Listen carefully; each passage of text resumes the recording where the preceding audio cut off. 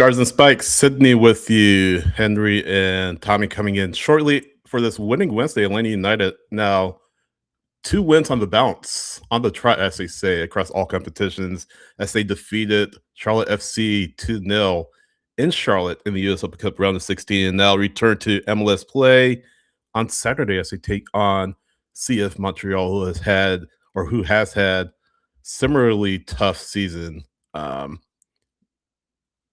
As Atlanta United has. So we'll talk about that with Tony Husband from MLS on Apple TV. He'll be stopping by to give us a look at the match. He'll be calling it for MLS on Apple TV.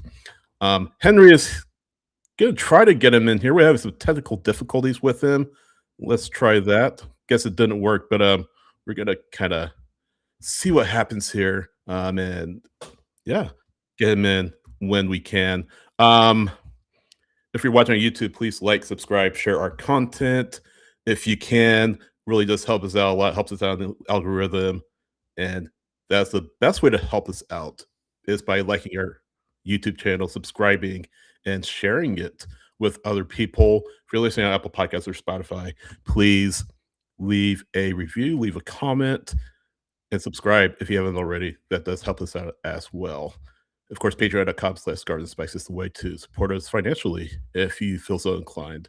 But Atlanta United 2-0 win over Charlotte FC, as I mentioned. And this is a match. If you look at the roster, we just get Tyler in there. Tyler's going to stop in just a little briefly. Kind of a surprise guest because he wasn't supposed to be on. He said he wouldn't be coming on, but he decided to jump on. Yeah, I saw y'all having some technical difficulties. I'm here at the soccer field, but I want to come help you out until you get your reinforcements. What do you think of the match? I know Atlanta won, of course, but what's your quick take on the match? I mean, you handled business, like we said. You did the job against a lineup that was objectively way worse. I don't care what Dean Smith said in the post-match press conference. If you haven't seen that and listened to his comments, you should. But Well,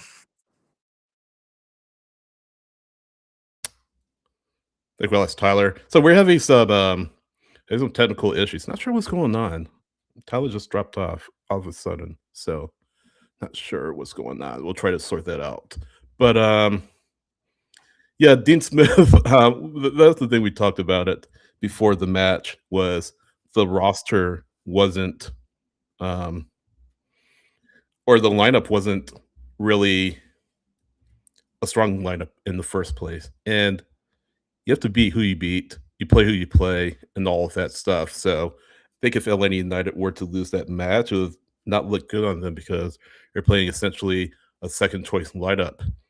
So the onus was on them to come out and get that first goal right away, and they did that about 22 minutes in through Miranchuk. It was a pretty well taken goal, not as good as a free kick against TFC, but a well taken goal nonetheless. And Atlanta United were off to a races at a second through Cooper Sanchez in that second half. A great goal by Sanchez, great individual effort with Tyler Miller off his line to make it 2-0.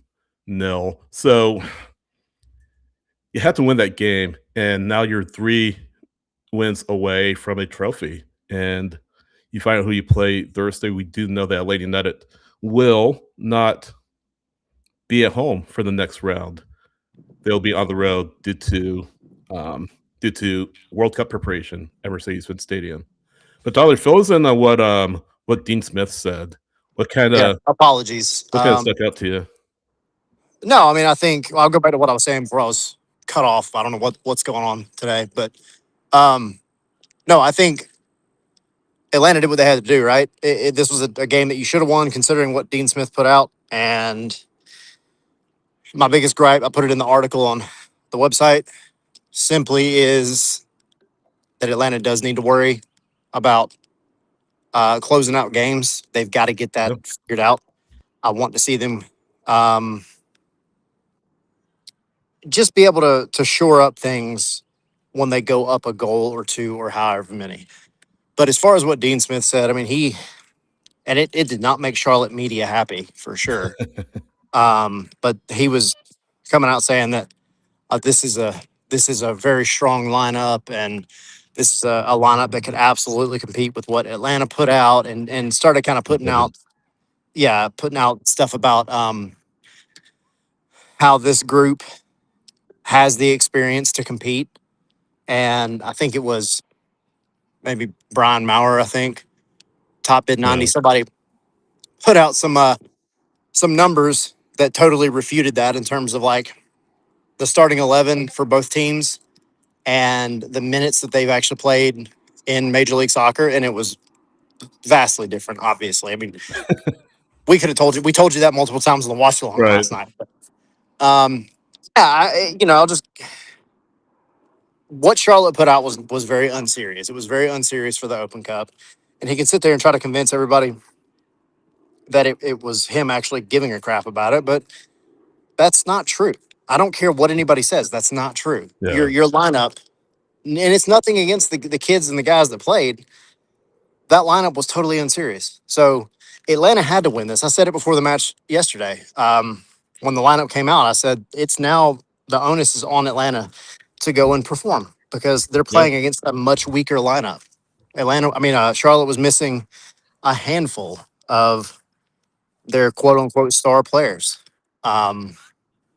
many of which didn't even make the bench. So, yeah, I mean, I don't know. I'm happy with it though. I mean, you did what you had to do. It got a I little want to see hairy at Atlanta the get end. better at closing out games.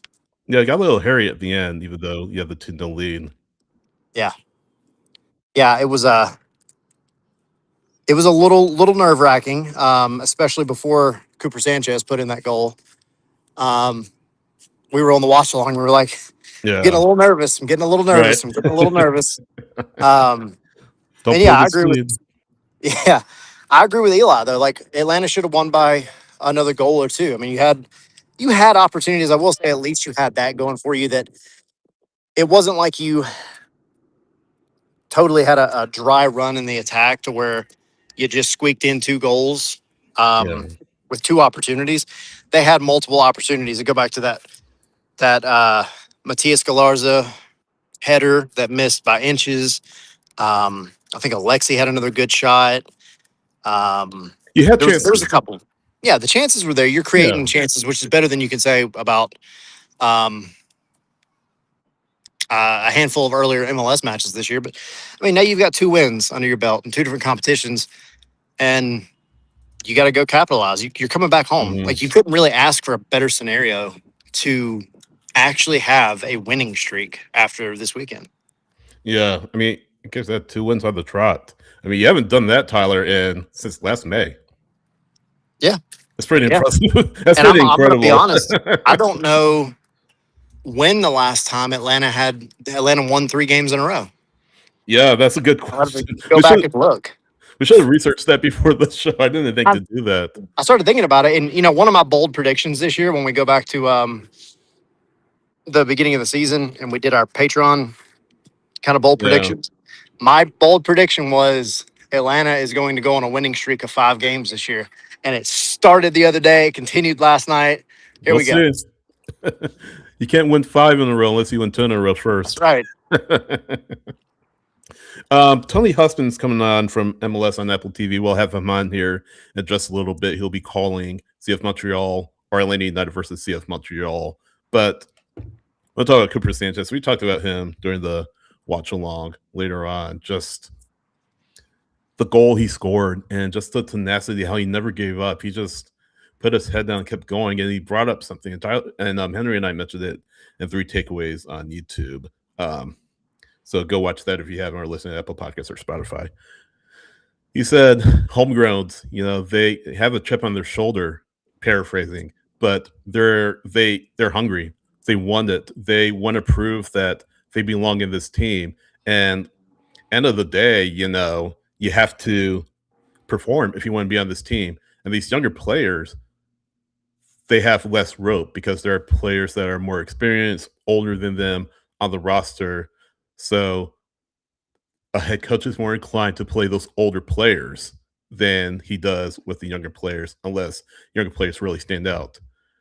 Cooper Sanchez definitely stands out for all the right reasons, and it's just great to see. I love watching this kid play. It's just he's everywhere. He gives you just so much energy, and like I told Henry yesterday, we haven't seen his final product yet. Yeah, for sure. I mean, you've not seen Cooper Sanchez's final form for sure, and I mean it's a good thing. You got a kid who is performing extremely well out of just sheer tenacity and the talent's there. Um, he's doing what he needs to do. He's doing what he was brought to the team to do, and he's doing what Tata Martino trusts him to do. That goal last night kind of epitomizes, I think, Cooper Sanchez in the best way possible because Yeah. you've got a kid who he goes out there, and this is well into the game, right? I mean, he's already been running significantly because he was to me, well, I would say him and Jay both were very active as far as the midfield's concerned. Mhm. Um, Very active in the midfield though, all the way up until that point, and gets this opportunity and does not give up on the Yeah. play. Doesn't give up on the play, and I called it out on the watch along last night. You had a player who is getting paid a hell of a lot more than Cooper Sanchez, who gave up on a play and was unable to include that in one of his 10 total touches he had in 30 minutes. Um, Who are so you talking Cooper's about, Tyler? one of the designated players. I'll let you Yeah. guess it. You're right. But no, I mean, I think he did in that moment show you exactly why Tata Martino trusts him. Mhm. Tata Martino, go back to the 2017, 2018 teams, right? Those guys, they gave you a shift Yeah. for 90 minutes, or however long they were out there. And Cooper went out last night. What was that, like the 60 something minute, I think, when he Yeah. scored the goal? Yeah. Already been going nonstop and doesn't give up on this play. And look, maybe there was a little bit of a bounce that went his way, but at the end of the day, you expect the goalkeeper to swallow that up. You expect the center back to play a little smarter and send it out, but center back doesn't do it. Goalkeeper has a little bit of a flub, and Cooper could have gave up right there, thinking like, the moment's fast, but he kept with it and he was able to slot it in the back of the net. Yeah. Makes it 2-0, and it gives you a little bit of breathing room because at that point, um, apologies. At that point, Charlotte had been breathing down your neck for the past like 15 minutes. Yeah. So I love what I see out of that kid. And it just shows Tyler, his team just didn't put their head down. And when Charlotte started growing into the match, and he started growing the match, just gradually as as time went on, right? They could have easily went up, or they could have easily seen that lead go to 2-1, and then there it's game on, really. But that just speaks to the evolution of this team where facing adversity, when I say adversity, I mean, in this case, Charlotte, again, growing into the game, they didn't give up. They just kept going, especially with that one goal lead. Then Cooper makes it two and essentially salts it away. You're not out of the woods yet, like you said, but the fact that they kept the clean sheet really was a feat in and of itself because it's your first one of or the second one of the season across all competitions. What do you think about Jaden Hibbert, by the way? I remember how many saves he made. I think two or three. I guess overall, what you think of him? I mean, he's he's good, but I feel like a lot of people are talking about some of the saves that he made. Oyos wouldn't have made it. Do you agree, or I guess how do you feel? Yeah, no, I mean, I think when you go back and you look at the types of saves that he made, yeah, I think it's hard to sit here and say for sure whether one goalkeeper would make it or the other, right? But like, I do think the shots that were taken at Jaden Hibbert last night, a handful of them were coming in at a million miles an hour, and he was able to do exactly what he needed to do with it. You don't expect your goalkeeper from point blank range to grab every single shot and gobble it up and kind of lay down on it for a minute Yeah, until things slow down. He had a couple of shots last night that hit him like literally point blank range. And he was able to parry it out, do what he had to do. There was a moment where he made a sweep. He blocked a shot and then made a sweeping clearance after that. Um, to answer your question, Yeah. I feel like they probably would not have kept the clean sheet in this game had Jaden Hibbert not been in, if I'm I being agree. honest. Now, who knows? Who knows? But I've said it on the show multiple times. I've put it in articles, like had an exclusive with Jaden about a year and a half ago where we talked about it. But that kid is, say kid, not kid, whatever. Young Uh, man. yeah, young man. He is honestly one of the most athletic players on that team. And I'm not just talking about in the goalkeeping core. I just mean in general. That dude Yeah. lives and breathes the gym. Yeah. He's there all the time. He's constantly working on improving his deficiencies.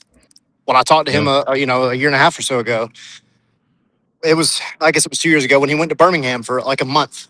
And I've told the story before, but he spent a ton of time just focusing on using his weaker foot to build up his comfort with it, his strength, his ability to use it. And I saw some people making, I think, some comments about how he doesn't look as comfortable on the ball. And I would argue, like, I actually think he does. Yeah, I I didn't think, notice any, that. I think anytime a goalkeeper has the ball at their feet, you're naturally inclined to get a little nervous. But I think he does the job, and I think he does it really well. And I hope, if for no other reason than to get him some more time in this, in between the sticks for the first team, I hope they keep this run going in the Open Cup. I mean, I want to see Yeah. him win the trophy, but I think he needs to continue getting experience. And I love that the times that he's thrown into the first team, he handles business. Yeah. We finally got Tommy in, and we're having some technical difficulties. Trying to get Henry in as well. But Tommy is here. He is on finally. I don't know what is happening, Tommy, but we got you in. It's a winning Wednesday, Tommy. It's a wonderful winning wonderful Wednesday. Double 2 wins winning in a Wednesday. row. I Yeah. mean, when you get back-to-back wins, you gotta just keep adding W's to it. Yeah. It's great. Louis are good. I'm going to dip out and go help Henry, and y'all have fun. Have fun. Bye. Are you Yeah. going to wear your Geek See you Squad soon. shirt while you go try to fix it? Yeah, I got to go change real quick and put that on. Then I'm going to Yeah. make a phone call. Good luck. Your Yep. virtual Geek Squad Yeah. shirt. Got to But, do what you got to do around here, right? Yeah. Yeah. We'll see you in a bit, Tyler. See y'all. Hopefully Henry will come on shortly. Hopefully Tony will be able to get on too. So we shall see. What do you think of the match? I watched it during a Zoom meeting today because, like I told you, I ended up sleeping through about half of the first half Yeah. and caught up. But look, I think we've going back to even Saturday's match and going before that, talking about Tata still trying to figure out the optimum lineup. He's working on it, and it's fun to see him toying with different combinations and being Yeah. able to get some results without your DPs. Alexi obviously is a DP, and he's been performing, but you're rolling with essentially one on the one that's been really be able to contribute the past couple of weeks, and it's enjoyable to see Cooper Sanchez, Hibbert, really be able to make an impact, and Jay obviously as well. There, seeing these guys really be the heart and soul of this team, Yeah. and let's keep the Open Cup going because it's a trophy that obviously you can win, and you're gonna have to go through the New York, the New York, one of the New Yorks as that progresses. Is that correct? So no, because the field gets redrawn on Thursday. Okay. So that could or could not happen, but Okay. I it's was not. on Yeah. MLS website, and they have the bracket looking all real nice, and I thought I Yeah. was like, I'm like, "Don't they redraw during this?" But, like, they Yeah. make it seem like it's set, so then, hey, maybe it could be a Columbus coming to Yeah. Columbus here in a little bit, depending on how they go, but Cooper Sanchez, man, I can't say enough of the surprise of the season because I know Gray talked a lot about him in the preseason, but like you see him come into the match on opening day and you're like, oh, he's getting a start. Well, I'm sure he's not going to be around Right. too long, but he just keeps making the lineup and making the lineup. And then you just see him when he is on the field, he makes an impact every single time, and Yeah. that's what you want to see in there. And then again, you've got Jaden and Jay there, and you hope that I mean, having three players come up to the academy. Well, I know Jaden was there, but, like, you get them come through the 2s and everything like that, that it's just good to see, and it's Yeah. something a little bit rare with Atlanta United, like and that's why I've been saying with Hibbert, like, "Man, I want him to be the man," and he was the man, and when you see it that was taken away from him, it's like every week, I just wanna be able to just see him every single week, and his time Sounds will like come. wrestling. If you want to be the man, you gotta beat the man, right? Is that the Yeah, but he's been the man. But they're holding him back, and his time will come at some point Yeah. this year, just kinda like how it happened last year with Brad Guzan, like, depending on where this team is in the standings, they'll have a feeling Tata will hand it over to him, but right now, these Open Cup games, enjoy watching him because he is the Mhm. future, and, this is, one of my favorite segments, of our show, and that is, "Dear Chris Henderson, Oh. do not move him. Don't move him." I hope he doesn't. I mean, his contract ends at the end contract ends at the end of the year. Well, his options for 2027, 2028, I believe. Pay the man. Pay him. Pay Jay Fortune while you're at it too. Well, Cooper, maybe wait a little bit because I don't know, he's Yeah. still a little young, but Jay certainly. I know we're kind of bouncing back and forth between Cooper and Jay, but you need to make an investment in these homegrown players. Now, before you came on, I was telling Tyler about what Cooper said after the match. Like the homegrowns are hungry. They have a prototypical chip on their shoulder, and they have a lot to prove because there are older players. There are players that have had more experience that coaches are more inclined to play, and that gives them even more of a hill to climb because they have to prove that not just that they're good enough to play, but eventually better than the players that they are meant to replace.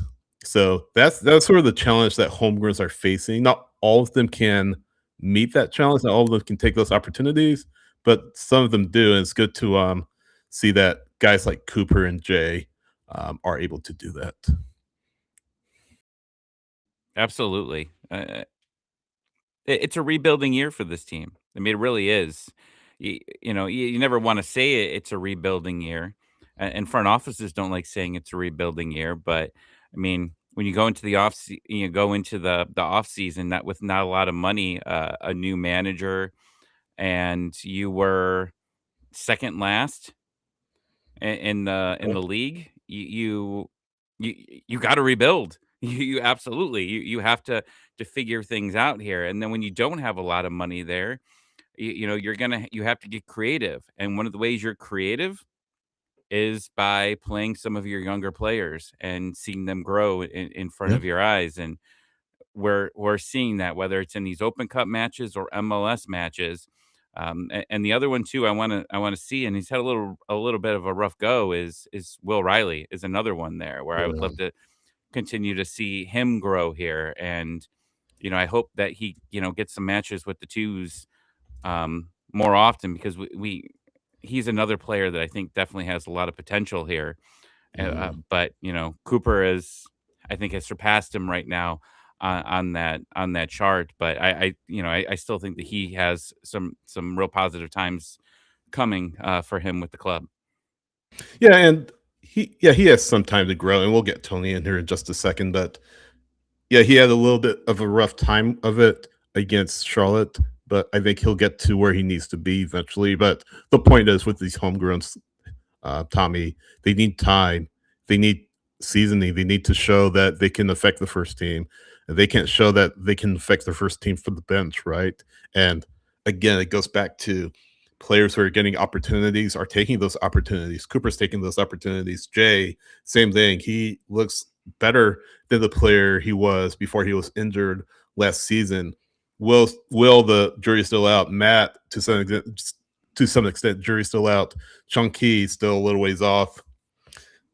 Decent in the brief period of time that we saw him with Atlanta United's first team, but you have a good pipeline of young players, and the more that they perform, the more that they show you that they belong, the tougher it is for a manager, and the tougher it is really for the front office too. So those players off like they did with Morales and Cobb. So hopefully that ship has sailed and you're finally able to say, hey, instead of getting a player from overseas, nothing wrong with it, of course, but instead of getting a player from overseas, let's invest in the players we have already now. Let's not go for another number 8 because we have number 8, a young number 8 who's showing very well. So let's hope that they really dig in and keep these guys around. For sure. You want to Be get the Tony? best, right? Yeah, you want to get Tony in here? Sure. Let's do it. Tony Husband, not his first time on the show, but he is from MLS and Apple TV. He'll be calling the match from Mercedes-Benz Stadium on Saturday. Tony, how are you? Very good, chaps. Thanks very much for having me on. And yeah, it's interesting to see how things have changed. I was just at Mercedes-Benz Stadium for the New England game. Yeah. So it's amazing how quickly the mood can change just a little bit. Yeah, and that victory in Toronto, I think, was a massive weight off of the shoulders of the team. And I'm going to let our other co-host in here, Henry Higuita. He's been having a little trouble, but we got him on finally. So, Henry, welcome. Glad he could finally get you in here. Hey guys, yeah, sorry again, technical difficulties, Yeah. but we're here. Yeah, good to have you. But yeah, Tony, yeah, that road win that Atlanta United got against Toronto FC, it was rare because it was their first since beating Nashville SC last year at Geodis Park, and you went 6 in a row losing away from Mercedes-Benz Stadium in MLS play, 6 in a row without scoring a goal, and then all of a sudden they go to TFC, score twice. They go to Charlotte, US Open Cup, score twice. Now you have 2 wins on the trot, and like you said, the mood has improved. That's right. Suddenly everything isn't actually in tatters, which is what it looked like, 10 days ago or so. It's certainly, or even a week ago. I mean, that's what can happen in this league. I think when truth be told, in a league like MLS, there is not the biggest gap between some of these teams. A lot of the time, it is about momentum. It's about form. It's about confidence. It's about getting a little bit of luck going your way. And while obviously Atlanta are some way short of the best teams in MLS this year, they're probably not as far behind some of the more middle ranking kind of teams. And I think the last few days has shown that, particularly when you get into a spell when you have a lot of games being played back to back, whether it's midweek games in league or indeed cup, and you start to see teams playing each other a lot. You start to realize that, the drop off between the middle and the bottom end as the standings look is probably not all that great. I'm just been, before I came on here, and you can see it in the background, I'm watching the Hudson River Derby in US Open Cup, and Red Bulls have conceded early again there. New York City going in front, but Red Bulls have then equalized, and everyone's really high on the New York, or Red Bull New York as they are this season. But ultimately, their form at the moment actually is pretty poor. It's going to send them down towards the bottom end of the Eastern Conference if they don't start getting some results. So all that is to say that while there are some very real worries about what's happened with the 5 strikes so far this season, and while we wouldn't do down, the significance of particularly some of this form, perhaps as well, these last 2 games just show that, things are not quite as bad as we maybe thought as we all trudged out of Mercedes-Benz a week ago after the game against New England. So the MLS, you really you look at the team and it's you usually talk about the DPs, And Atlanta has had a DP problem for a few years. We talked about it for the last couple of years. We had multiple people come on from MLS and say, what does Alexei Miranchuk do here? Like, what is he going to, when is he going to really do anything? And Miguel Almiron's been okay, not obviously been performing at a DP level. And Latte Lath, I mean, we could talk about 6 hours of things of that maybe he hasn't done correctly, and Alexei Miranchuk now it went from like the lowest stock to the highest stock here, and I was just curious, have you you did a match last week with him. Like, what do you think of Alexei here? Because I think he's gotten, I mean, definitely a hard rap here in Atlanta, but it Yeah. seems like fans are really starting to realize what he does now. Do you think he gets a hard rap because inevitably in Atlanta you hold your, quotes, star players against the original stars, because you're still actually quite a young club. And so you look at Miranchuk and you immediately think Almiron of yesteryear. You think Joseph Martinez of his prime and his peak and what he was doing. Almada, when he had, that not all that long a spell of being elite before he was sold. But I wonder whether some of it is just that, you have been graced with some really, really incredibly talented players at certain points in their careers. Now, Miranchuk has come in and he drifts in and out, doesn't he? And not just within a game, but actually, within passages of the season. He hasn't produced the same kind of consistency that maybe you would have thought, 12, $13 million would bring. But, he does have undoubted quality. And I think back to the game against New England, actually, and the kind of role he played in that game. And my broadcast colleague, Ross Smith, actually wondered whether Tata had kind of come across something with Miranchuk playing a little bit more in a kind of false nine that night. Maybe there was something to work on there. He's then responded by scoring, and doing the kind of Miranchuk things we want to see in the last couple of games. So, this is progress without a doubt. And you've got to hope that he can continue to be consistent like that and show that kind of engagement, which I think sometimes we look at him and you think, is he engaged? Is this really what he thinks? Is this what he thought it would be? And is he engaged enough to kind of drive this team and put this team on his back?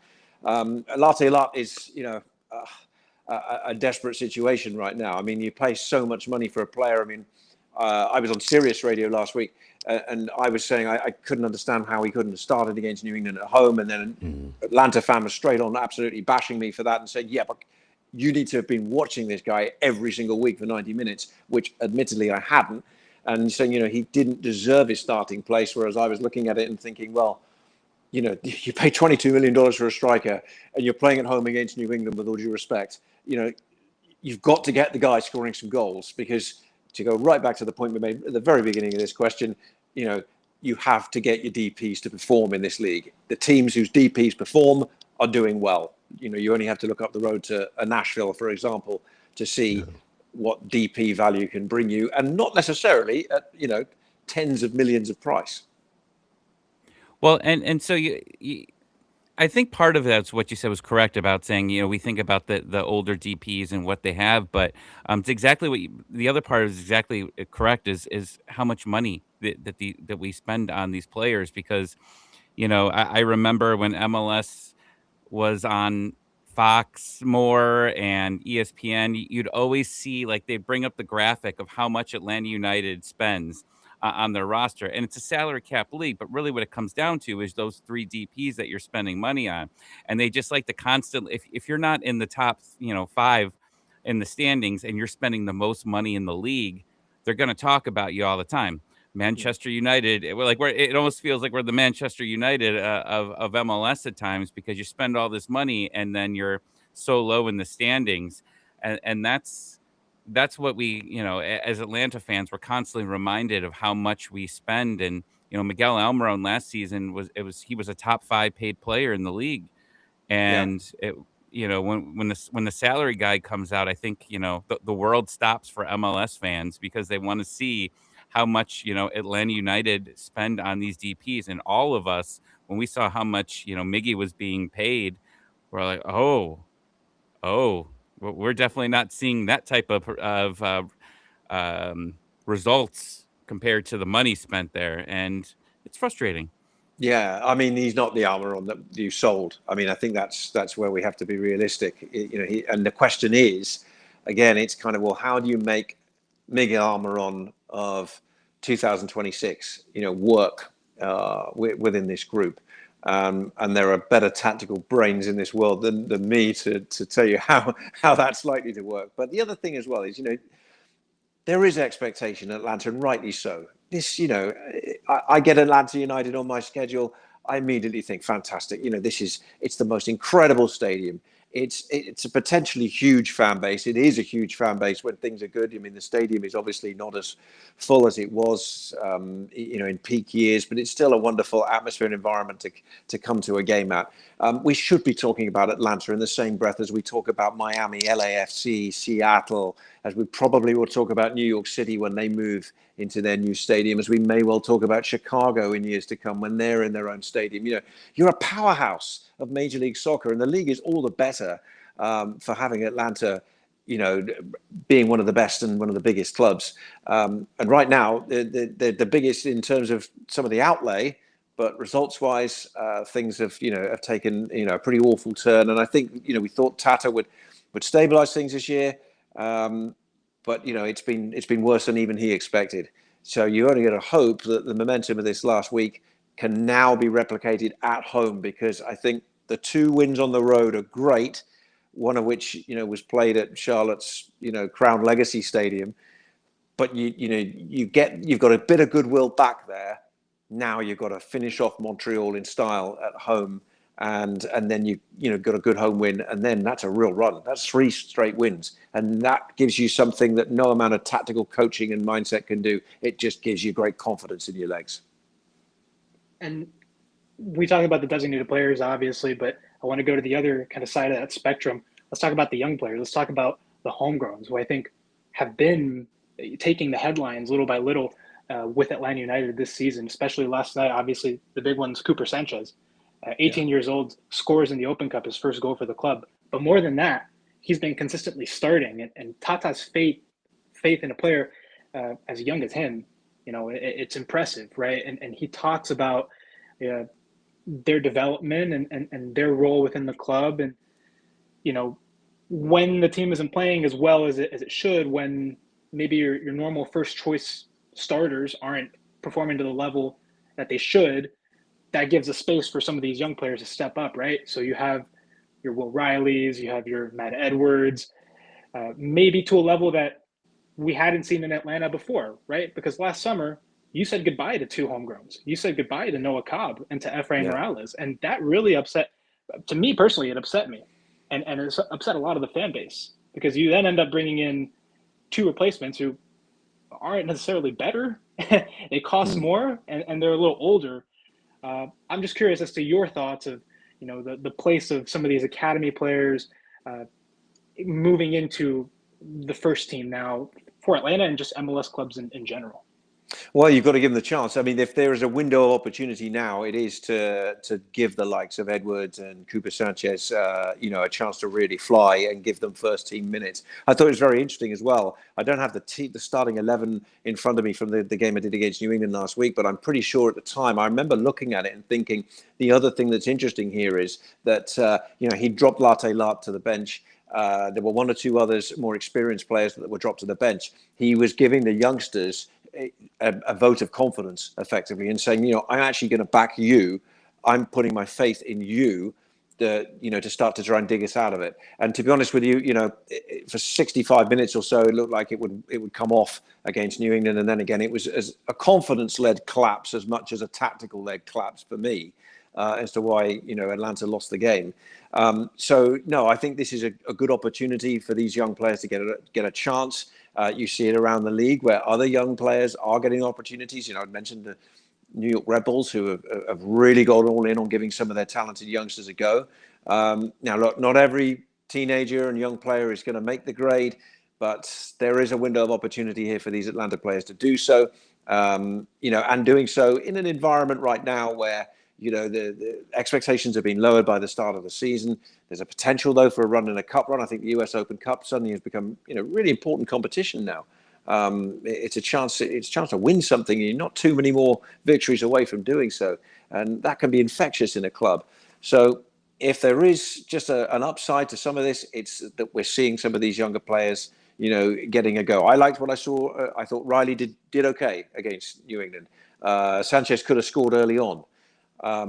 Edwards coming in, I heard a lot about, how respected he is from coming through the youth ranks where he's captain teams. So, let's see what they can do given the opportunity, and against the backdrop, though, of the fact that, this team does need to start getting some results. So I want to talk about, just kind of zoom out and talk about MLS. And if you could look at both conferences, you see Nashville, who I know the team is near to dear your heart, top of the table in the East, in the middle of a pickle in Champions Cup against Tigres, going into that second leg in Mexico. But other than that, it's barely put a foot wrong. Biggest, I guess, surprise to me is San Jose, who are on 27 points through 10 matches. And again, just a tremendous job by Bruce Arena to get that team to where it is right now. I think it's really impressive, even without Werner, because before this run of form that he's been on, really being at his best as he kind of integrates to the team. But he started to put some strong games together.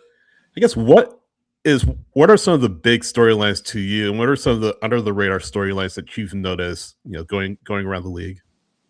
Well, if we come back to where you started, yes, obviously followed Nashville very closely, and intimately know the kind of goings on of the club, as it were.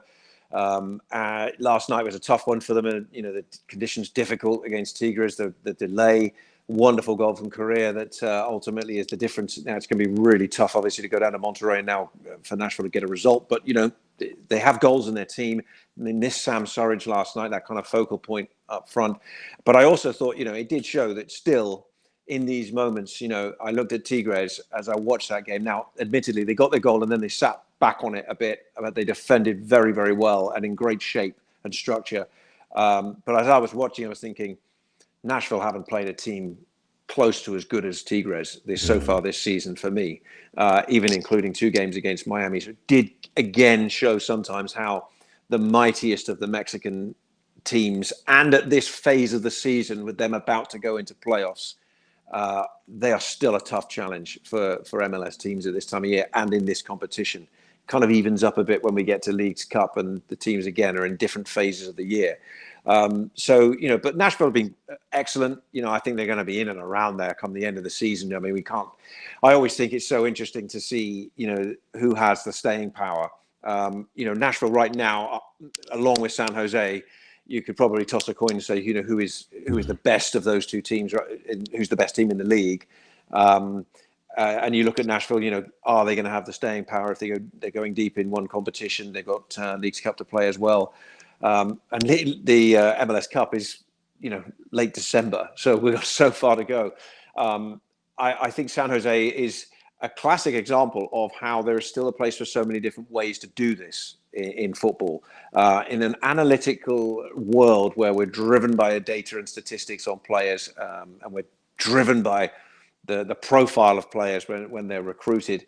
And I'm not saying that they don't do any of that in San Jose, but it's quite obvious that Bruce Arena brings a more old style, traditional style to coaching. I love the fact his teams look balanced. His players play in positions they're comfortable in.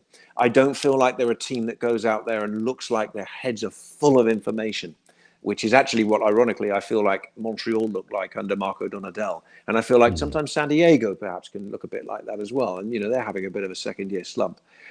So without a doubt, it's great to see San Jose doing so well. I mean, it's great to see a team, I don't think many of us would have had Preston Judd at the kind of spearhead of the most, threatening kind of MLS attack there is out there. But look at what they did to LAFC a couple of weeks ago. An LAFC side with all the stars and everything, and they went down there and scored 4 on them. So they're looking good. They're doing it doesn't matter what competitions. In the US Open Cup last night as well. I think the Vancouver story obviously is interesting for so many reasons because there's a lot going on off the field there, and it's going to be very interesting to follow how things go. Again, I said a year ago, of all the teams in MLS I enjoy watching, I enjoy watching Vancouver as much as anyone. I just think they're tremendous to watch. They have the off-field story going on, of course, which has really come to the fore again this week about what the future of the team is. One of the great famous names in North American soccer, going back to pre-MLS days. So I think everybody is hoping that there's going to be a good resolution there, and those Whitecaps fans are going to be cheering on an MLS team for a long time to come. So that's a good story. And I'll throw in just the Red Bulls as well, because I've seen them a few times. Michael Bradley coming in, had an opportunity to talk to him a few times, and he is excellent to chat to. Very, very interesting there. Clearly a chip off the old block of his father. He's got his team playing some good football, but they're at that point now where they've got to start balancing that with some results. I saw them at the weekend in Cincinnati. They played a super second half, but they were 2-0 down and they couldn't score. But they've got some talent there. Mehmeti in midfield, Julian Hall. Julian Hall's 18 years of age, and he's scoring goals. He scored again tonight. Now, okay, I get it. There's a huge, huge jump to say Julian Hall, put him in the US men's national team squad. Right. I'd probably be putting maybe a Brian White in there right now, maybe as that kind of impact substitute. But back in England, when I was back there reporting many years ago, we took a 16-year-old Theo Walcott to a World Cup. And he didn't play, but he went along for the ride. I don't think it necessarily did his career any massive harm.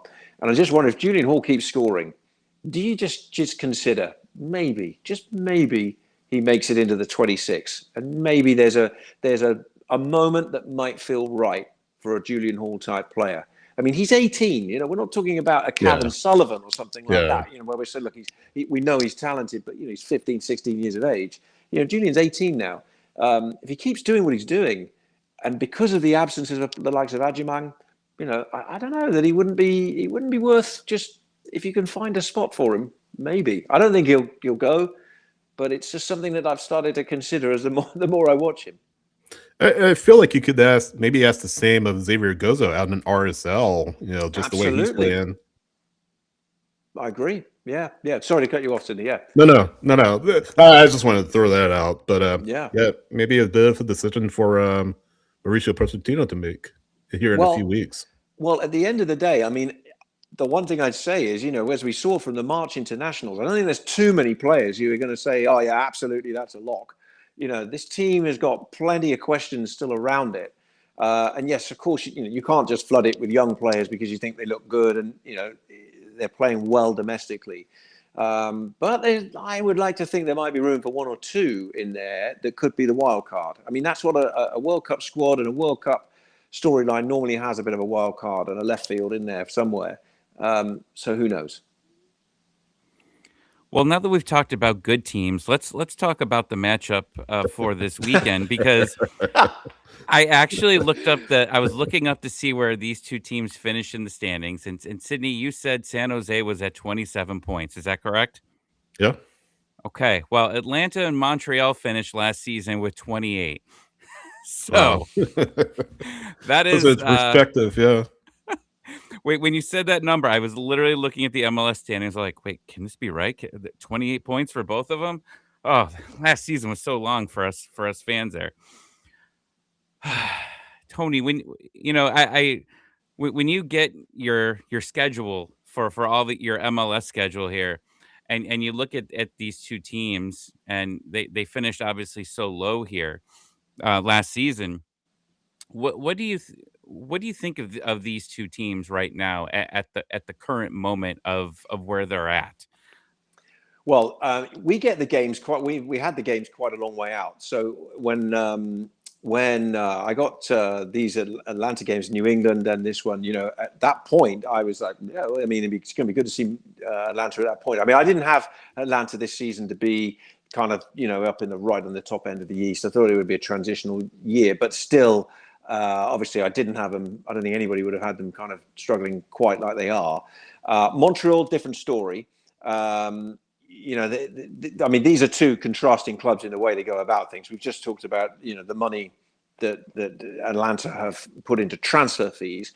Montreal just don't do that. they have, it's so many years since they even paid a kind of DP transfer fee. I think it's Piatti back in like 2014 or something. Yeah. That's not to say they haven't committed significant amounts of their allocation funds to signings that just have not come off for them. I think you should remember that.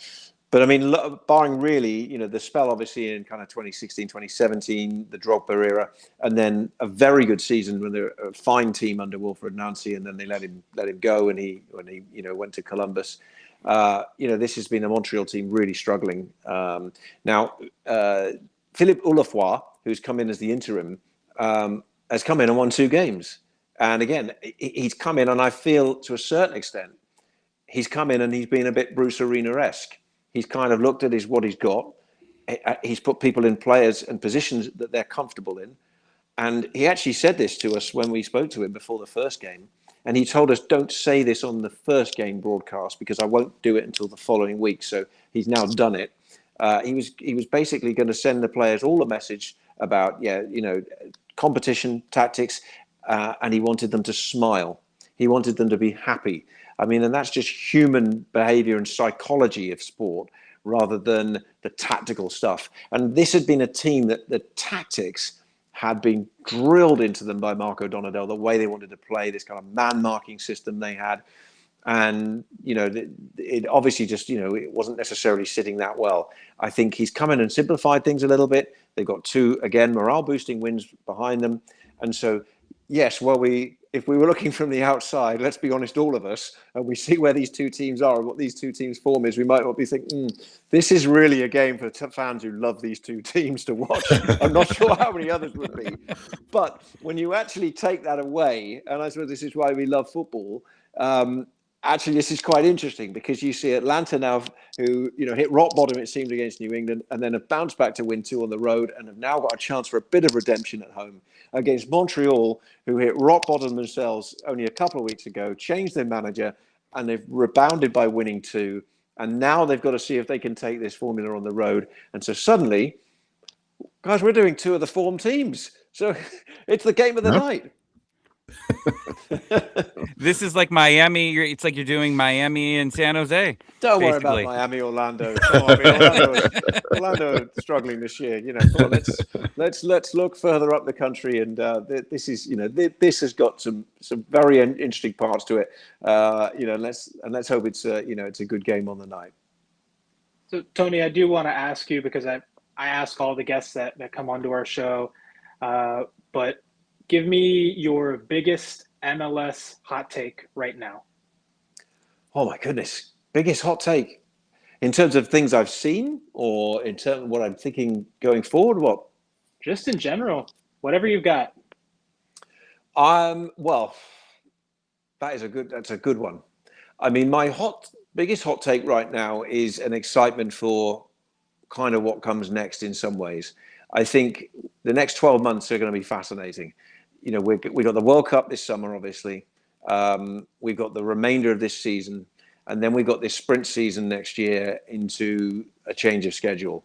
This time next year, as we go into May, we're going to be we will have had this kind of race of a season, and then we'll be into playoffs. And for the first time, we'll be seeing playoffs played in the beautiful spring days of April and May. Yeah. I think with probably an electricity and a pace to them that we don't see in the punctuated landscape of kind of November and December.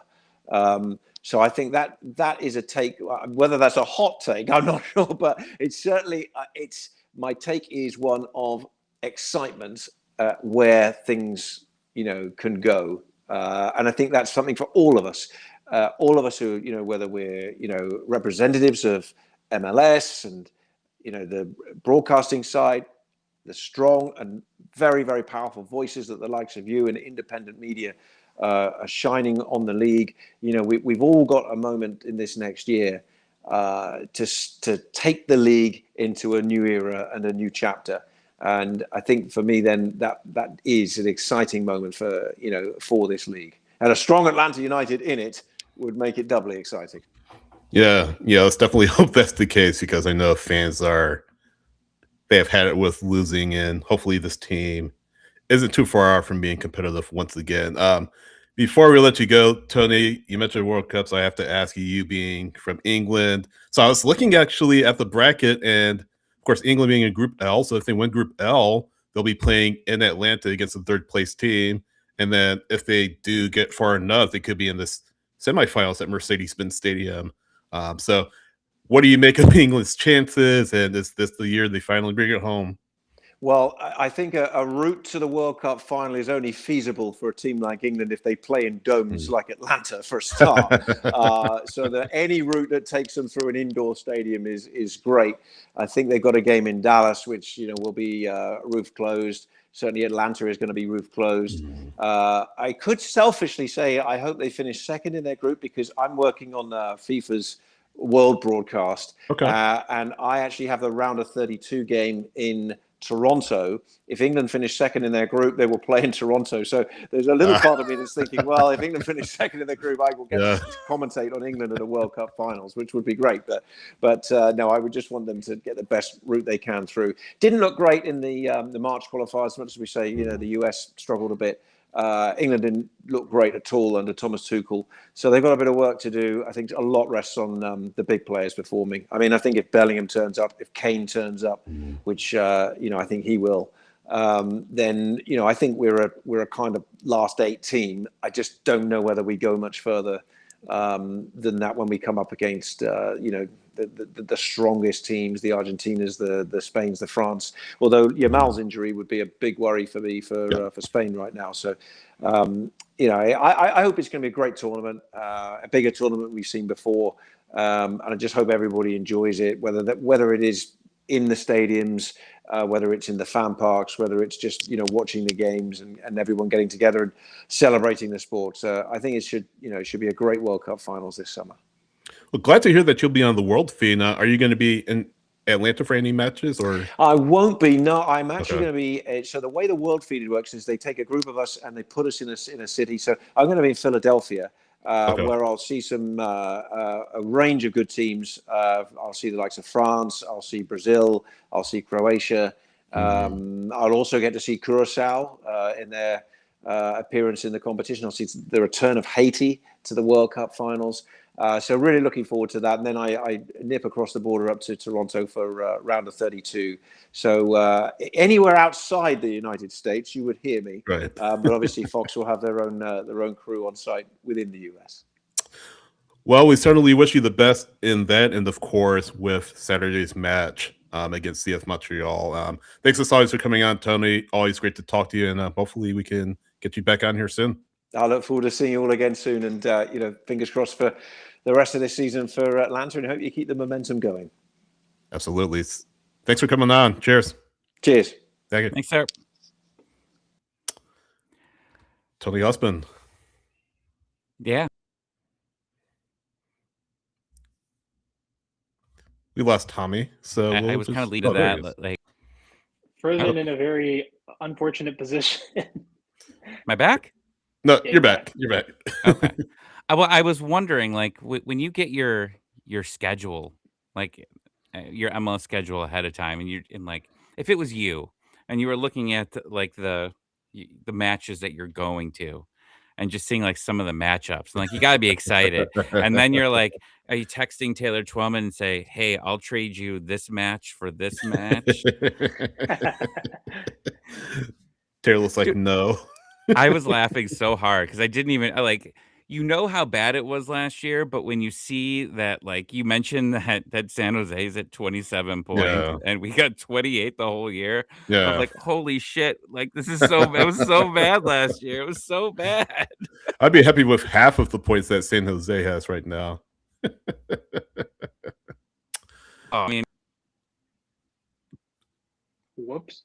Yeah, we lost Tommy. Hopefully we'll get him back soon. This has been a stream of many technical difficulties. Yeah, no, it has. No, it has. And for those watching, we apologize.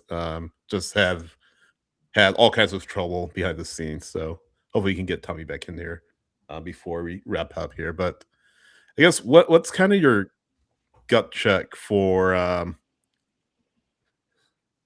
your gut check for Saturday, Henry? What are you kind of thinking and what are you kind of feeling about Saturday.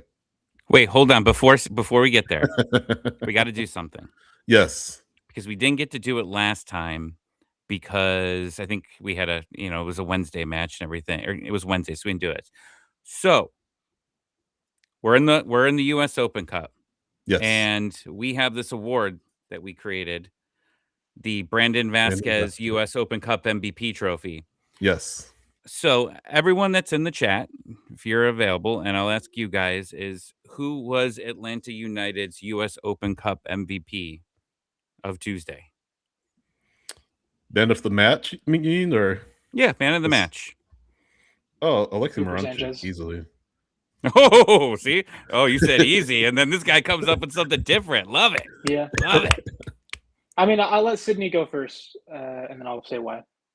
No, I feel like the goal for Moranchuk just really set the tone for the night for Atlanta United because, again, we mentioned how important it is to get that first goal, especially being on the road, because right then and there, you take the crowd out of it, and then B, you force Charlotte to chase the match, especially with with a roster, with a lineup that kind of shouts, we're not really taking this seriously.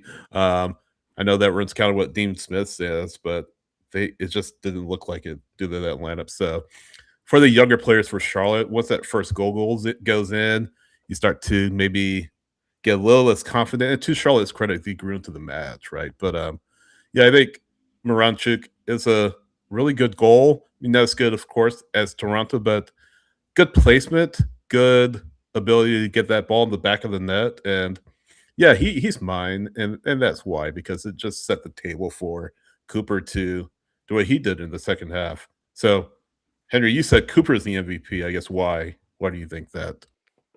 Yeah, I totally.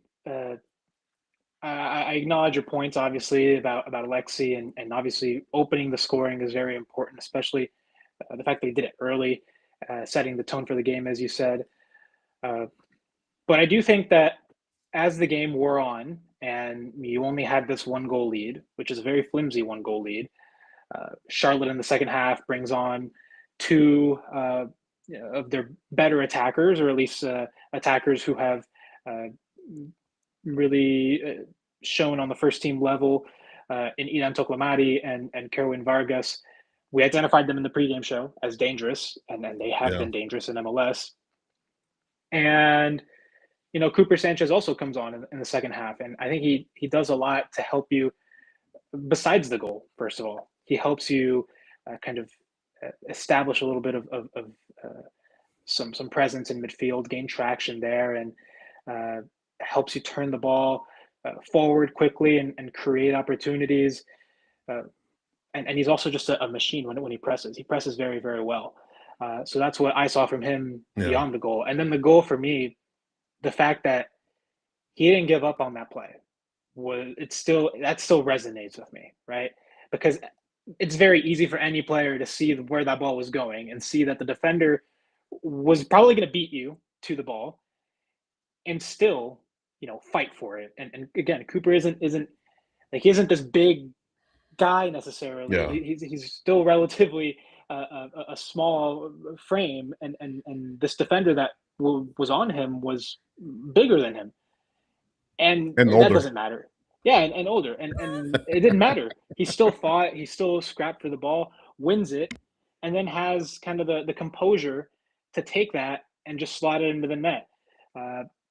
And that's the goal that really seals it, right? Because if you had gone to the end of the game with just the one goal lead, it's very flimsy. It leaves the door open for Charlotte to snag a late tying goal, and then suddenly you're going to extra time, and you don't want that. That second goal takes them out of the game, and it puts you firmly in the driver's seat. And at that point, okay, Atlanta's got this. Just see out the rest of the game. So yes, Alexi is. I mean, it was between him and Cooper for me, but Cooper takes it just because of how he scored the goal, his performance besides the goal, and the fact that goal basically clinched it for Atlanta United to go to the quarterfinals of the U.S. Open Cup. Tommy, you're the originator of the Brandon Vasquez U.S. Open Cup MVP award. Who is your Brandon Vasquez U.S. Open Cup MVP / man of the match from Tuesday? Man, when you say the award like that, just like flies just off the tongue. Like it's just such a smooth trophy. Cooper Sanchez had a great game, but I actually agree with you, Sydney. I think Alexi just scoring early. I think in a matchup like that, when a team's confidence, while you were just coming off a win in Toronto, consistency has not been Atlanta United's um, game Yeah. over the past couple years, and especially on the road. And it seems actually been better on the road than they've been at home lately. But I mean, getting that goal, I think takes a lot of pressure off your entire team to just be able to like, okay, we are winning. Like we can, even if we can defend this out, we can do it. And they did a good job of it. And then, obviously Cooper gets the goal there. But it is not up to the three of us because the US Open Cup is for the fans. And we can't award that. We have to look at the chat to see exactly who the MVP was. And Omar is saying Hibbert. We've got a Coop, Grace, Cooper Sanchez. Sanchez, Sanchez. Connie, Sanchez, or Hibbert, Steven Sanchez. So I'll say this though, real quick. That's not fair to the people who are watching afterwards. They can't participate in the chat. Well, So doing that, what that's the line that you say. And that's the line that you put in there and say, hit us up in the chat. Like, hit us up in the chat and tell us who Yeah. you think is the MVP here. But as of right now, from the live chat and the people that are here, it looks like Cooper Sanchez has won the award, and we've been outvoted, Sydney, there. But I think, I mean, hopefully we get more of these as this tournament continues because we've got more matches to come, fortunately, here. And something to look forward to because I've already enjoyed this Open Cup way more than our last appearance where I hated every game and hate watched every single one of them to those 0-0 draws and penalties and all of that. So it's good to it's good to see them advance and be able to look forward to a possible trophy here. Yeah. If you're listening or watching after the fact, let us know in the comments who your Brandon Vasquez said is. that. Well, no, you said in the chat, so you didn't say in the comments, comment section. The comment section below the video. Or all right. if you're listening to Spotify, you can leave a comment on Spotify. If you're listening to Apple Podcasts, you can leave a comment on social media. So many ways to get in touch with us. Before we get to the match real quick, I shared with you guys earlier, I saw Felipe tweet about Atlanta United, and I thought his tweet that he had was interesting real quick, and I'll read it to you. He said, "A few things I heard about chatting with people within Atlanta United won't surprise you. Scouting analysis has to align with the play style of Martino's staff and move beyond. He's a good player with good numbers." I mean, it's not wrong. But Were we like, not doing that before for the other coaches? well, so I read that and I just like I stopped for a second and thought about that tweet and I was like, do they finally get the assignment? Do they understand how to build the team? Like, did they watch Moneyball or any movie that is about Yeah. roster building and say, we understand now how to build a team? I read that and like, it's like, oh, like I know that they've always known this, but like, I don't know. Like, we have so many players that play out of position. Like, it's like, okay, we're going to sign this guy because he's good, but we don't know exactly where he fits. Like, and that's, look, playing all these sports video games all my life. And I love doing the careers and the running a team and all of that. Yeah. That's how I ran teams when I was like 16 years old. Okay. I looked at the overall. I was like, oh, he's a 95 overall. oh, and he's a center. I'll just put him back at goalie and see if he could do it because he's a 96. And now all of a sudden, we figured out that, hey, you know what? Like, I know we're looking for a guy to play on the right, and but he plays normally on the left, but he's really good. Yeah. Maybe we could move him over into that different position. Like, ah, look, I know he said, you know, Felipe said, you know, there's no surprise here, but like if they finally Right. if they finally understand the assignment of how to roster build here, power to the team, I guess. But man, I just read that and I was like, oh man, if like this was like in the NFL or MLB or NBA and like you wrote that about like the New England Patriots, like their fans would be insane. Like, what do you mean? You just learned that Tom Brady's not a wide receiver? Like, You actually like, need better players than Tom Brady after he retires. Of course, like they made a Super Bowl last year, so they figured it out eventually. But I mean, it's just I read that and I was just like, oh, that's exactly where we are here. But like, who knows? I mean, I've heard so much things about this front office. I'm really excited to see the new president come in here and have some conversations with. You know, I'm sure you all have yeah, an opportunity to talk to him here. Like that's the day where I sit down and look. I fell for it with Garth Lagerwey. I did. I fell in love with Garth. I listened to every word that he says. Now, I don't know. Does this new president speak English? oh yeah, he does. He I does. think he does. Okay, Yeah. good. Well, all right. So then, because if not, I was going to have to call Henry all the time to have him translate it for me for everything. But like, I will sit on every word that this man says, because I want this team to build a roster, um, to to what they can and not just try to force feed things into spots that doesn't fit here. And that's really what you got to look forward to here. And in the meantime, like I said earlier, this season, I'm going to enjoy myself watching these young players grow in front of our eyes, and then as as it continues to go on, he talks about building around these young players, getting experienced players around there, getting your DPS in the spots that they should get the young players playing the positions they're supposed to, and like if you have the thing, it says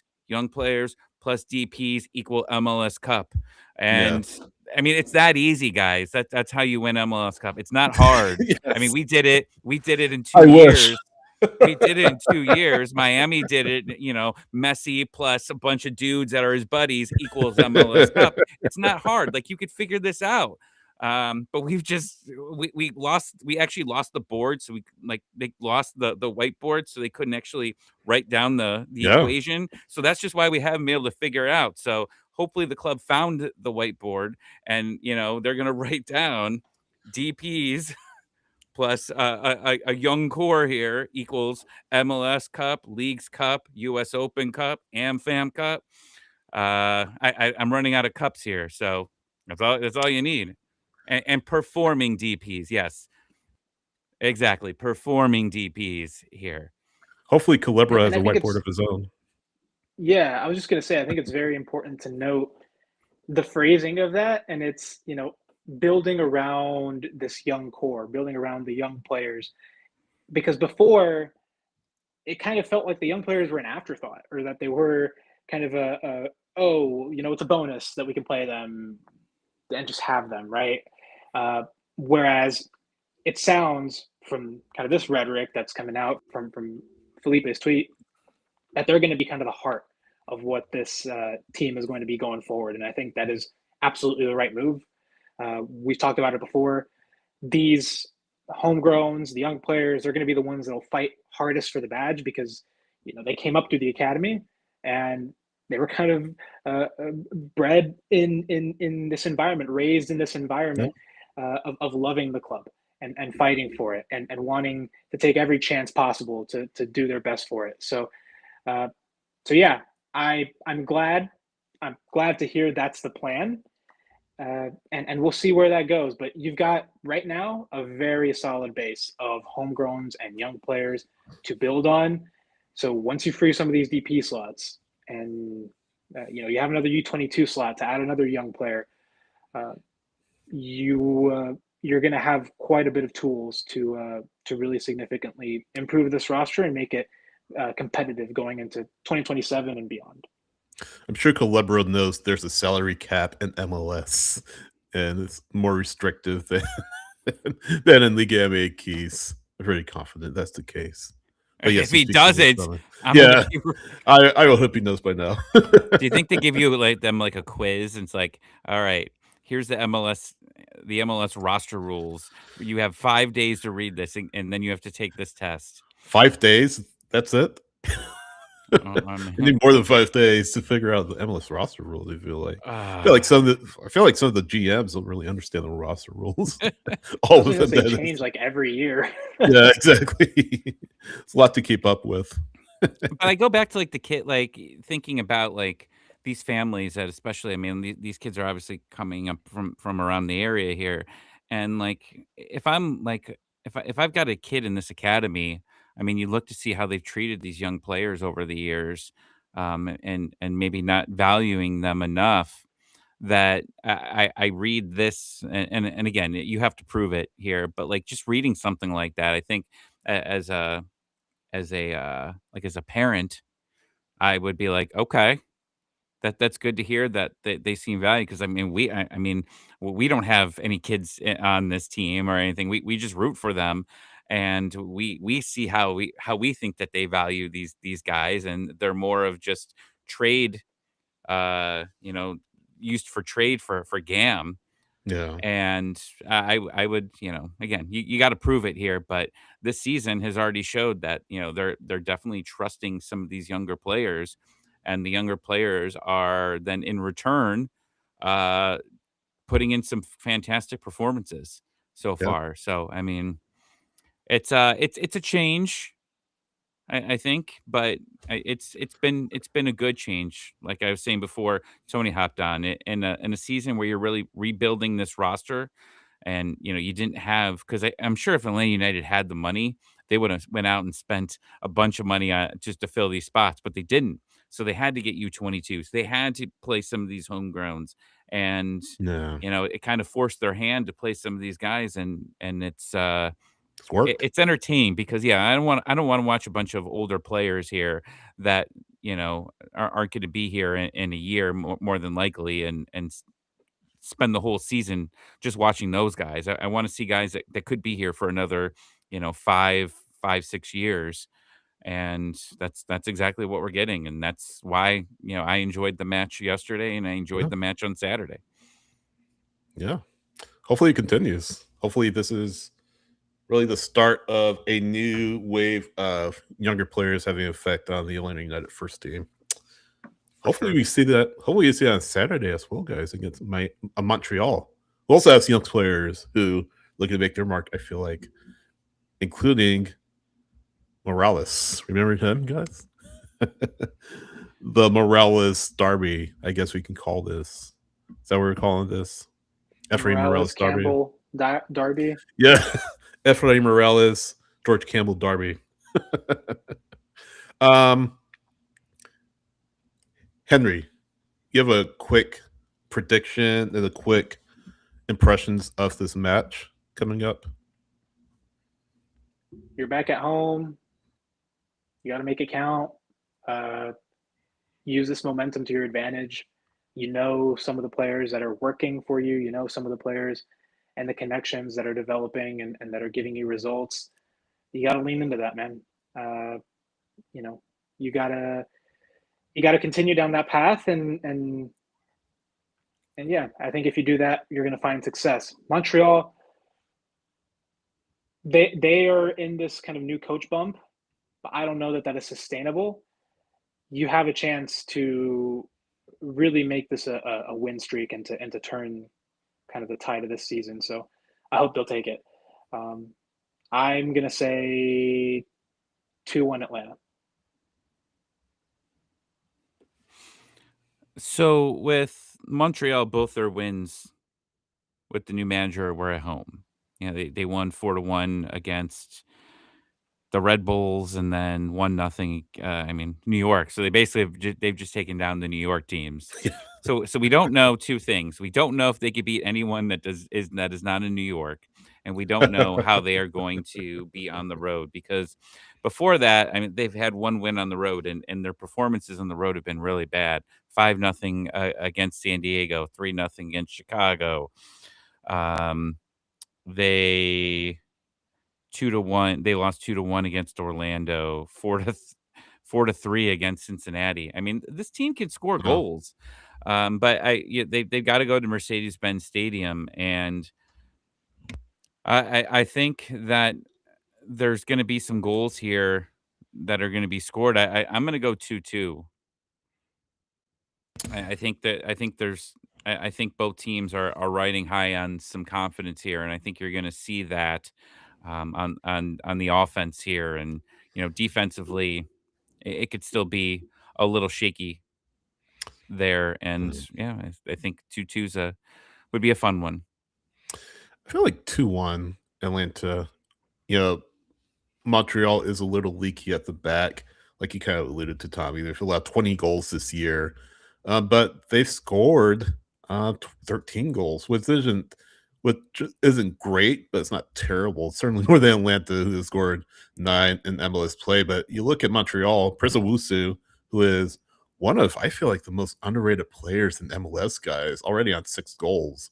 And he had, leave double digits last year. So he has been a standout player on an otherwise dismal roster, 13 goals. So not a lot of people, I feel like, not enough people are talking about Prince Owusu and what he can do in the attack. 3 assists as well, so 9 goal involvements in 9 matches. I think that's your key matchup for the center backs, whoever the center back pairing is. I hope it's Mihai and Gregerson to take Prince Owusu out of the game to limit the damage that Wiki Carmona could do from the wide areas, because this is a team who has not been able to put it all together. But Henry, you're talking about the new coach bump, and that kind of gets guys thinking about, hey, I gotta make an impression not only on the interim head coach, right? I got to make an impression on whoever the next head coach is, and I'm not entirely convinced it won't be Lefroy at the end of the day. If past moves that Montreal has made in the coaching department tell you where they're headed this time. But I think Atlanta United have gotten themselves a little bit of confidence that they didn't have earlier this season. And I think that helps you. That's very helpful as you try to go about this league and try to position yourself in this league. So I do think they'll win 2-1 and really keep this good.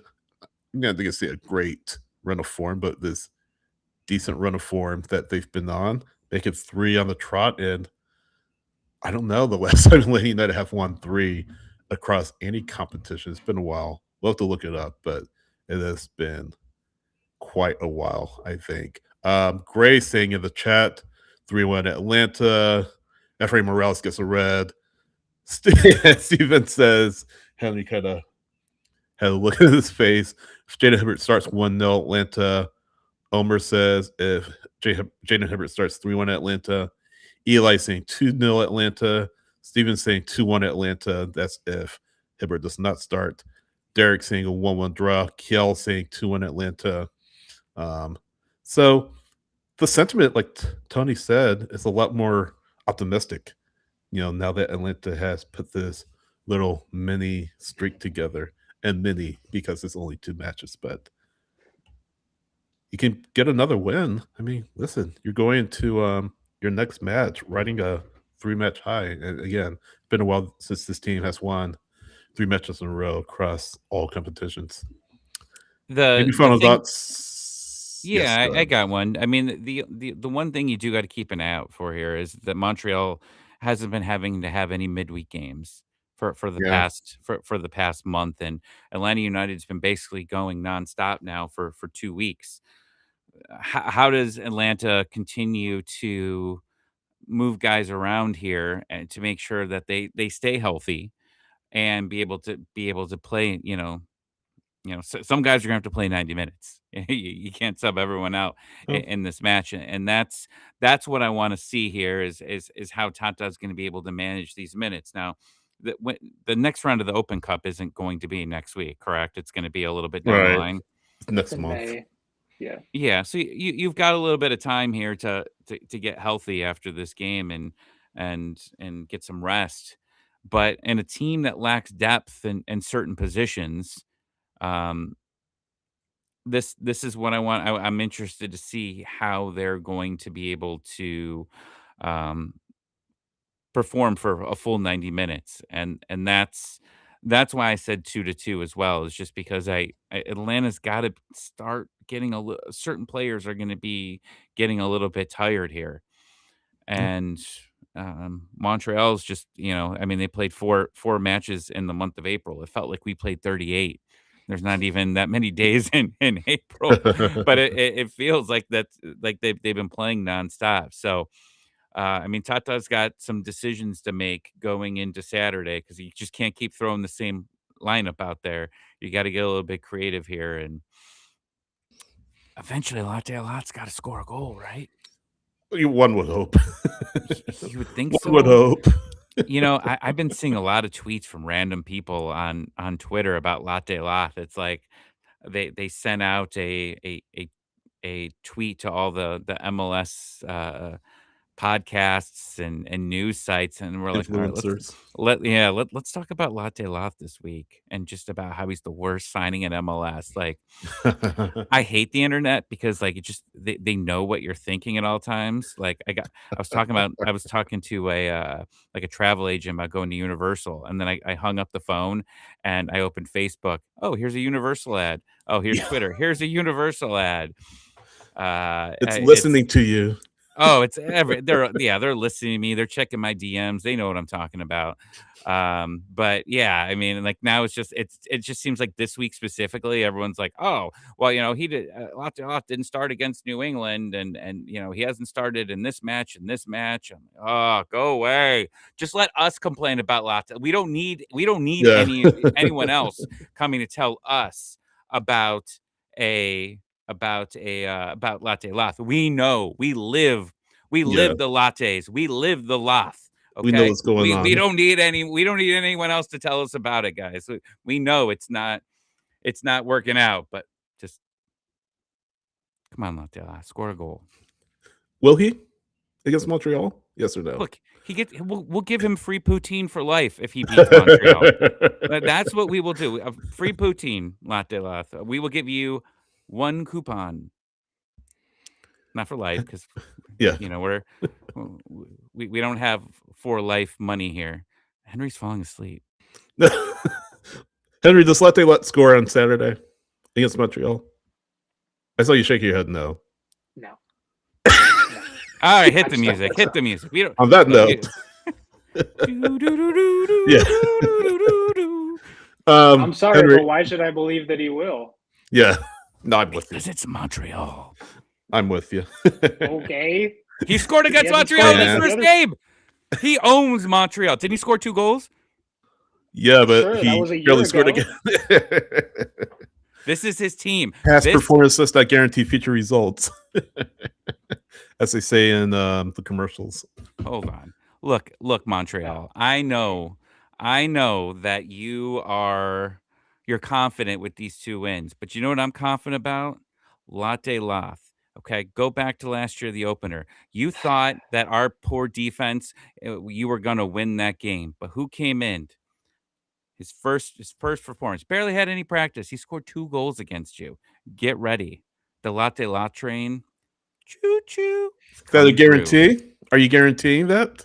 I'm guaranteeing. Is that a lot? Well, if I mean, we gotta put a minimum on minutes here, guys. If he comes in with 15 minutes, that's not fair. That's not fair. I can't do that. If he gets 15 minutes, I'm not saying guaranteeing that he scores. You heard it here first. So we all three say no, right? We all three say I'm no. saying yes. All 3. But you say yes. You say yes. I'm like, what are you talking about? I Henry put and I full say screen. no. I was full screen talking about it. You can't miss it. Henry, anything else to add? You say no to Latte Lot. Anything else to add? Nah, man.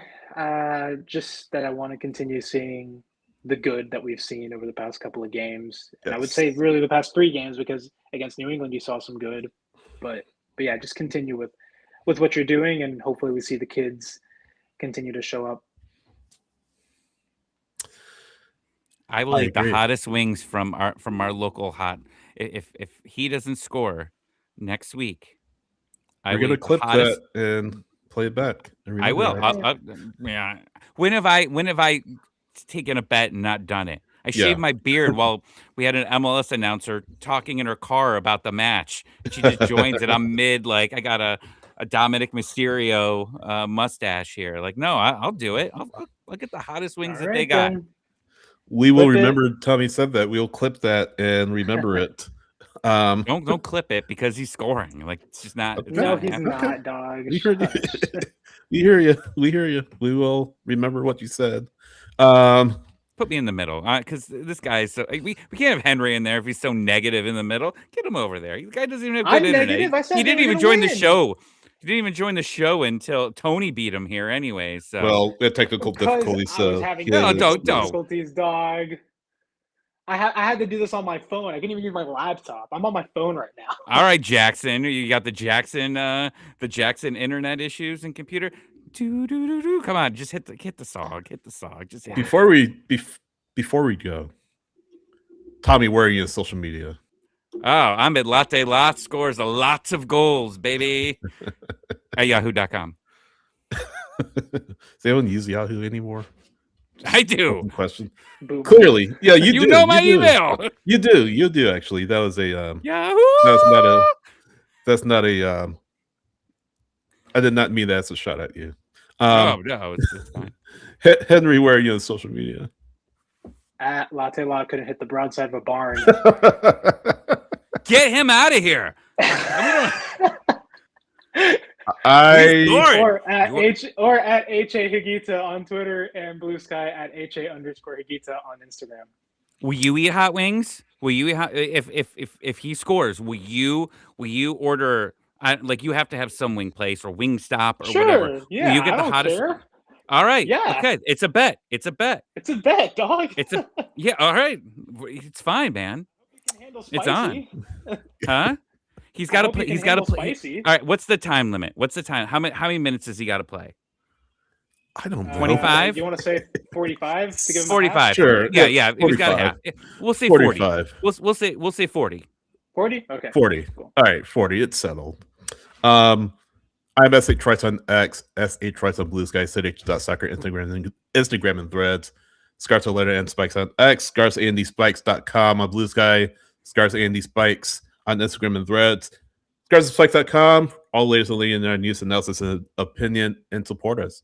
Patreon.com/Scarves and Spikes. Like, subscribe, share our content on YouTube, listen on Apple Podcasts and Spotify, and leave a rating there as well. We'll see you next time. Peace.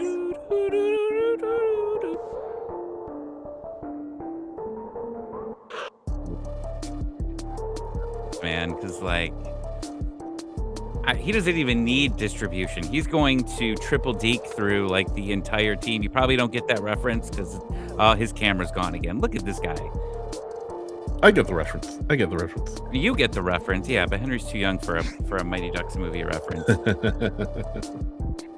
Man, like every time Atlanta United wins a game, like all my other teams lose. It's like Atlanta United got crushed. Oh, the Hawks got crushed last night. The Ducks got crushed last night. Oh, like I don't know, man. Like and then on Saturday, absolutely, the Hawks couldn't score anything because Atlanta United won. Atlanta United is has to steal powers of all the other teams around. I think the Braves lost 2 that day. I think they were the only ones that won on Saturday. Oh no! Tough. Saturday could be Game 7 against Anaheim. Oh Anaheim yes, in Game 7. Atlanta United. If you win that game, I swear, if you make the Ducks lose, I'm coming for. And it'll be worse if Latte La scores. Oh man, Latte La will be so mad at you. They'll be hot wins. But it is against a Canada. They're both playing Canada teams, so That's I guess true. we'll see. So we'll talk lineups on